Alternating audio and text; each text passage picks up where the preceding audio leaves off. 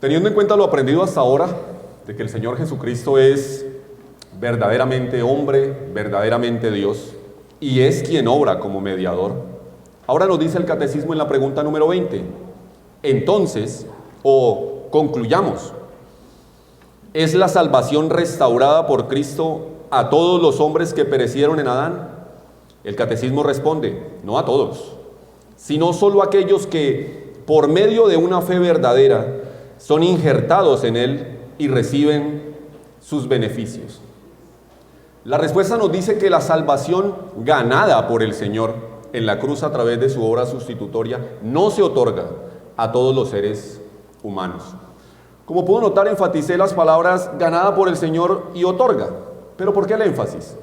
Acompáñeme por favor a Hebreos capítulo 10. Hebreos capítulo 10, vamos a leer a partir del versículo 10. Hebreos capítulo 10. ¿Hemos llegado ahí, mis hermanos? Amén. Leamos la palabra del Señor. Dice el versículo 10, en esa voluntad, y hago un alto aquí, ¿cuál voluntad? Ahí está hablando de la voluntad del Padre. Miren por favor el versículo 9. Dice, he aquí vengo, oh Dios, para hacer tu voluntad. Así que Cristo vino a cumplir la voluntad del Padre. Continúo leyendo el versículo 10. En esa voluntad somos santificados mediante la ofrenda del cuerpo de Jesucristo hecha una vez para siempre. Y ciertamente, como todo sacerdote está día tras día ministrando y ofreciendo muchas veces los mismos sacrificios que nunca pueden quitar los pecados, pero Cristo, habiendo ofrecido una vez para siempre un solo sacrificio por los pecados, se ha sentado a la diestra de Dios. Pase por favor al versículo 19. Dice, así que hermanos, teniendo libertad para entrar en el lugar santísimo por la sangre de Jesucristo, por el camino nuevo y vivo que Él nos abrió a través del velo, esto es, de su carne, y teniendo un gran sumo sacerdote sobre la casa de Dios, acerquémonos con un corazón sincero, en plena certidumbre de fe, purificados los corazones de mala conciencia y lavados los cuerpos con agua pura. La voluntad del Padre era que Cristo pusiera su vida en sustitución. No se trataba simplemente de que el Hijo decidiera venir por sí mismo, sino que el Padre envió a su Hijo nacido de mujer y nacido bajo la ley, el cual, como nuestro sumo sacerdote, una vez terminada la obra, se sentó. Ahora, recordemos, mis hermanos, que los sacerdotes del Antiguo Testamento no se sentaban, sino que los sacrificios se ofrecían continuamente, de forma continua, y la sangre corría, y al final del día, cuando un sacerdote terminaba su turno, inmediatamente entraba el turno siguiente a preparar el sacrificio de la mañana del otro día. Antes del sacrificio del Señor, estos sacerdotes debían hacer lo mismo una y otra vez, lo que hacía de su tarea algo interminable. Si tenemos en cuenta el mobiliario del templo, nos podemos dar cuenta de que había una mesa, un candelero, el arca, el altar del incienso, pero por ninguna parte se nos habla de que hubiera una silla. Pero ¿qué nos dice el versículo 12 del texto que acabamos de leer? Nos dice, habiendo ofrecido, hablando de nuestro Señor Jesucristo, habiendo ofrecido una vez para siempre un solo sacrificio por los pecados, nuestro Señor se sentó a la diestra de Dios. No voy a entrar en detalles, pero por favor no se imagine al Señor en el cielo sentado en una silla sin hacer absolutamente nada. Cuando decimos se sentó, lo que la Escritura da a entender es que su sacrificio quitó eficazmente el pecado, rompiendo su poder, y Él, Cristo, ha entrado en un descanso tras finalizar su obra. Igual que como el Padre finalizó su obra en la creación, de esa misma manera nuestro Señor ha entrado en ese descanso.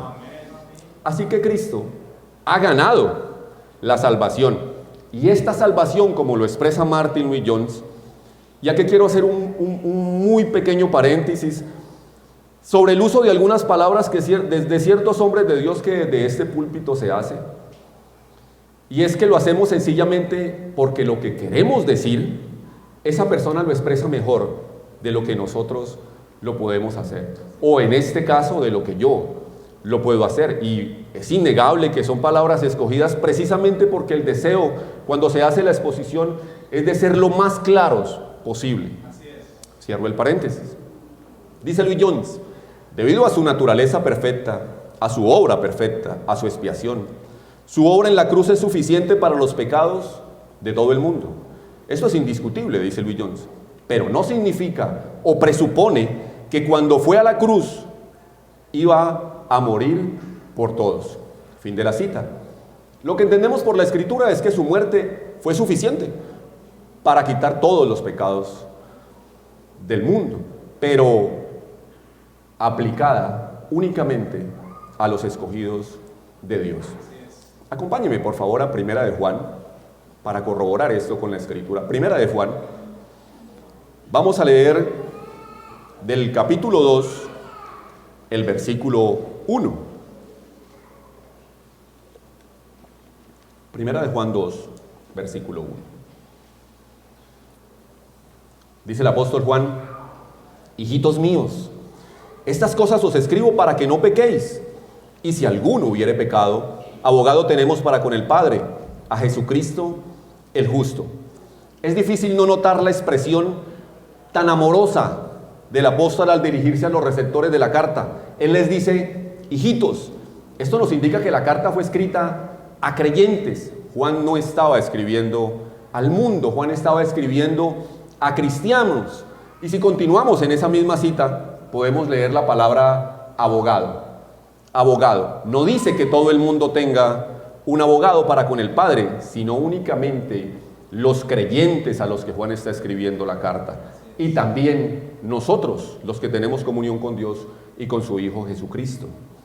La realidad es que la Biblia siempre divide este mundo en dos grupos: los salvados, los perdidos; los cristianos, los no cristianos; los que van a la gloria y los que van a la perdición; las ovejas y las cabras; los prudentes y los insensatos; el siervo fiel y el siervo malvado. Concluimos que la obra de Cristo en la cruz fue tan grande y perfecta que viene a ser una propiciación suficiente para todo el mundo, aunque eficaz solo para aquellos que son escogidos por Dios. Pero, siendo que esta obra es perfecta, porque lo es, y suficiente para todos, ¿por qué razón las personas no vienen corriendo a lanzarse a los pies de este Salvador y reciben lo que Él tiene para darles? Vayamos por favor para responder esto al Evangelio de Juan. Evangelio de Juan, capítulo 1, una cita muy conocida, seguramente se la sabe de memoria. ¿Hemos llegado? Amén. Amén. Dice la palabra del Señor en Juan, capítulo 1, versículo 12: mas a todos los que le recibieron, a los que creen en su nombre, les dio potestad de ser hechos hijos de Dios. Algunas versiones dicen les dio el privilegio. Roguemos al Señor estar a la altura de ese privilegio. Detengámonos en la expresión más a todos los que le recibieron. Aquí, teniendo en cuenta la cultura contemporánea de la iglesia, tengo que decir que para nada el Señor Jesucristo, el Rey de Reyes, el Señor de Señores, el justo, el santo y bendito Señor y Dios nuestro, en lo absoluto, es un mendigo que viene a golpear las puertas de tu corazón, esperando que tal vez tú quieras dejarlo entrar.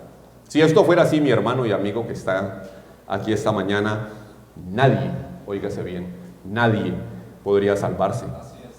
Como dice J.C. Ryle, a todos los que le recibieron, solo es una forma de la expresión que tenemos al final del versículo: a los que creen en su nombre. Recibir a Cristo es aceptarle con un corazón complaciente y aceptarle como nuestro Salvador. Esa es una de las muchas formas de hablar por medio de la cual se expresa en la Biblia esa fe justificadora que une el alma del pecador a Cristo. Fin de la cita. El apóstol Pablo lo dice de la siguiente manera: por tanto, de la manera que habéis recibido al Señor Jesucristo, andad en Él. Esto lo podemos encontrar en Colosenses capítulo 2, versículo 6. Así que cuando se habla de recibir, lo que realmente nos muestra es la universalidad del beneficio que el Señor confiere a todos los que con fe verdadera se acercan a Él, sean doctos o sean ignorantes, sean hombres o sean mujeres, pues el ofrecimiento es universal, o sea, para todos. Desde este púlpito no se hace acepción de personas, la exposición de la palabra es para todo el mundo. Ahora, ¿reciben entonces todas las personas este ofrecimiento de venir a Cristo?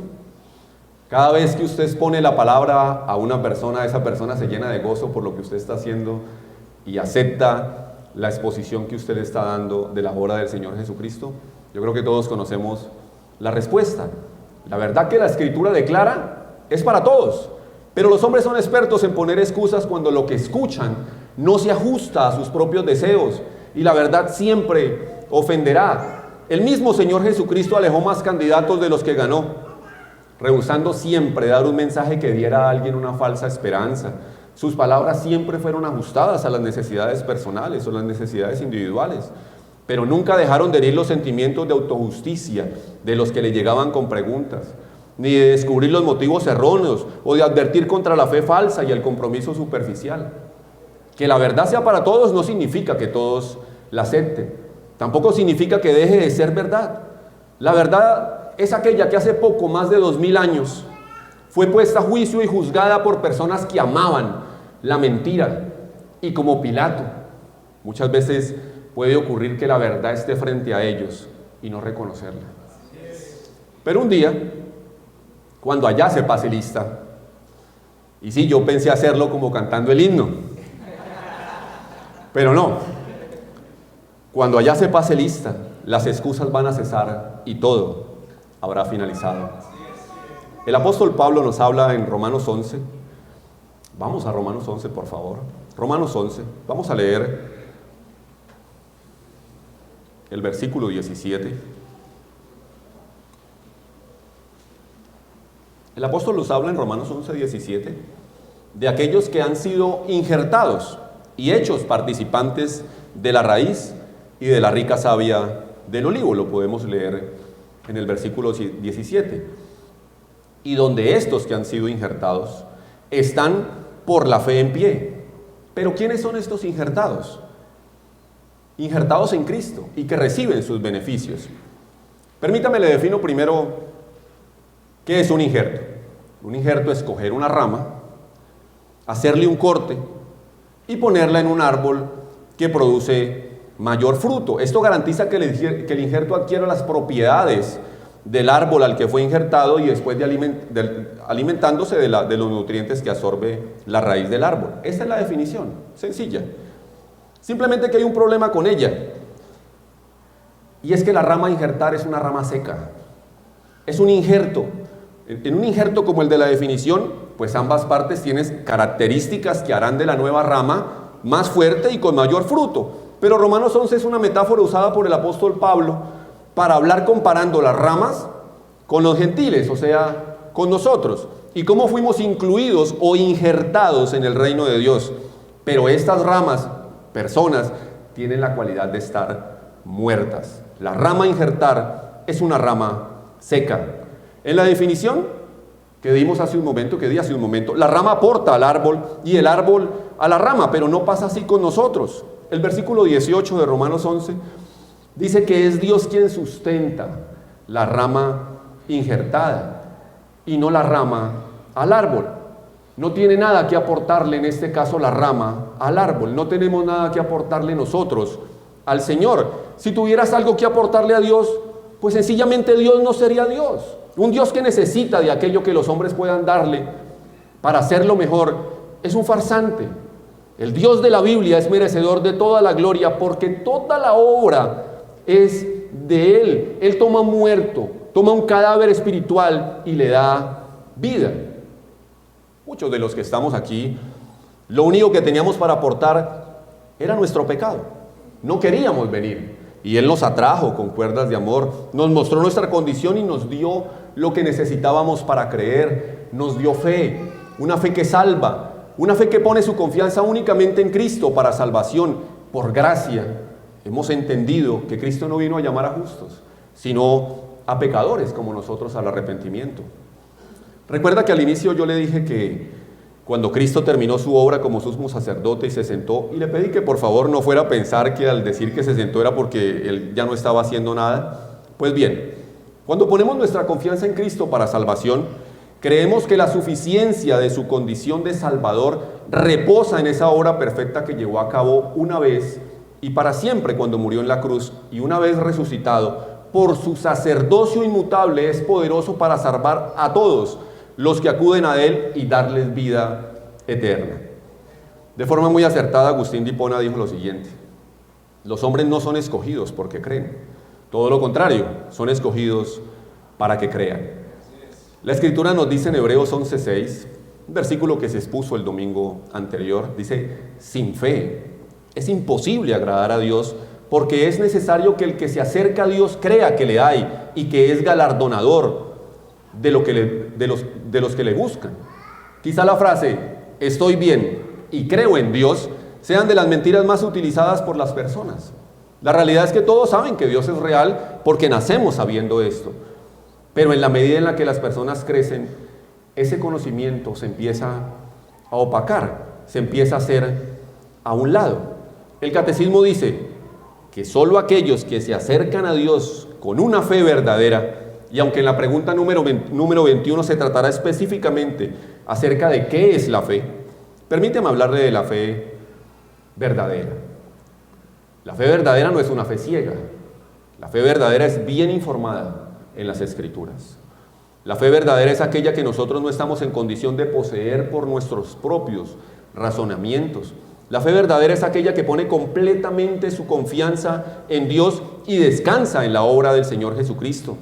La fe verdadera es aquella que no depende de las circunstancias para avanzar. La fe verdadera es aquella que disfruta de la comunión con el Señor y con su pueblo redimido.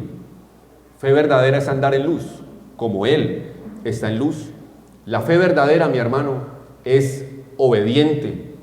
La fe verdadera es una que no solamente dice creer en Dios, pues los demonios también creen, sino que nos lleva a una abierta confesión del pecado. La fe verdadera es la que está centrada completamente en Cristo, que es nuestro Señor y nuestro Dios. La fe verdadera, como lo enseña la Escritura, es dada por Dios. Como dije hace un momento, no podemos darla a nosotros mismos, no puede salir de nosotros mismos, no la podemos poseer usando nuestro propio razonamiento, sino que es Dios quien nos la da. Todo aquel que Dios llama, lo llama a tener comunión con Él. De esto es lo que trata la redención. Dios nos liberta de la esclavitud del pecado para que podamos estar con Él en una deleitosa relación de amor a través de la adoración, tanto personal como comunitaria.